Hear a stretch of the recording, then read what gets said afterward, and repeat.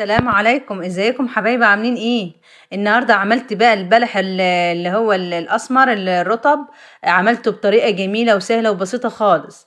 عملت منه عجوه يا جماعه جميله ما شاء الله، تحفه. يلا بقى، هو كتير دلوقتي في السوق.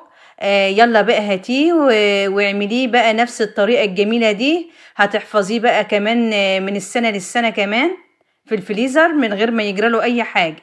وتعملي منه احلى معجنات. وممكن كمان تعملي منه سندوتشات لولادك جميله يا جماعه، تحفه ما شاء الله، تحفه. شوفوا الجمال بقى والحلاوه. قبل ما نبدأ الفيديو مع بعض، لايك وشير لو عجبكم الفيديو. اول حاجه بقى، انا معايا البلح الاسمر اللي زي ده الرطب. على فكره هو موجود في السوق دلوقتي كتير. استغلي بقى الوقت قبل ما يخلص وهاتيه يلا بقى واعمليه وخزنيه. بدأت بقى، جبته الاول، غسلته الاول ونضفته تحت المية كذا مرة، وبعد كده بقى بدأت اللي انا اشيل القشرة بتاعته دي واقشره كلته كده بالشكل ده. بس بعد ما غسلته يا جماعة كذا مرة، لان بيبقى فيه رملة كده، لازم تغسليه كذا مرة. بعد كده بقى شلت بقى النوايا بتاعته. فتحته كده وشلت النوايا كلها كده بالشكل ده. عملت كل الكمية كده بنفس الطريقة.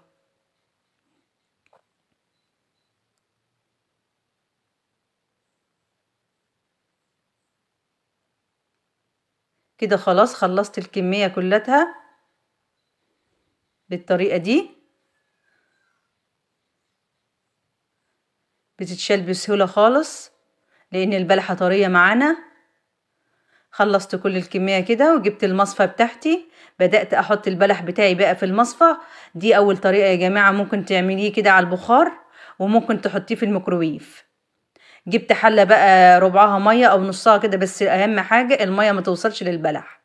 بالشكل ده حطيت المصفى بقى كده فوق المية المغلية. وهبدأ اغطيها بقى واسيبها على البخار كده تستوي خالص. البلح بتاعي هيفضل بقى يستوي، او من الوقت للتاني كده هتبدأي اللي انتي تقلبيه وتهرسيه كده بالمعلقة زي ما انا بعمل كده، علشان يبقى يعني مستوي كده ومعاكي ومهروس.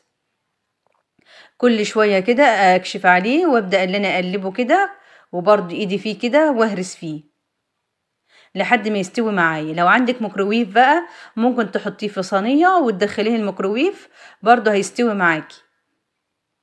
بس انا حطيته بقى عملته على البخار احسن. حطيته بقى بعد ما استوى خالص تماما، نزلت بيه كده في البولة. بدأت اللي انا اهرس بقى بالمعلقة او بالهرسة. جبت الهرسة بقى بتاعتي. بدأت اللي انا اهرس كده زي البطاطس بالشكل ده لحد ما نعمتها خالص ما عادش فيها اي حاجة. وممكن تضربيه في الكبة كمان لو ما انتش عايزة تهرسيه كده. عايزة تحطيه في الكبة حطيه في الكبة واضربيه ضربتين كده. بقى معايا ناعم بالشكل ده وتهرس خالص تماما. جبت بقى معايا زبدة او سمنة المتاح عندك.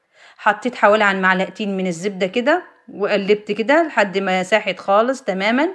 في البلح بتخلي طعمها جميل يا جماعة. لو السمنة بلدي كمان بتخليها اطعم واطعم. جبت بقى معلقتين من السمسم الابيض ونزلت بيهم كده وقلبت كل كده مع بعضه لما اندمج مع بعضه حلو. بقى معايا مهية ما شاء الله ومهروس خالص تماما. جبت بقى كيس من الاكياس التلاجة وبدأت اللي انا احط فيه بقى كده.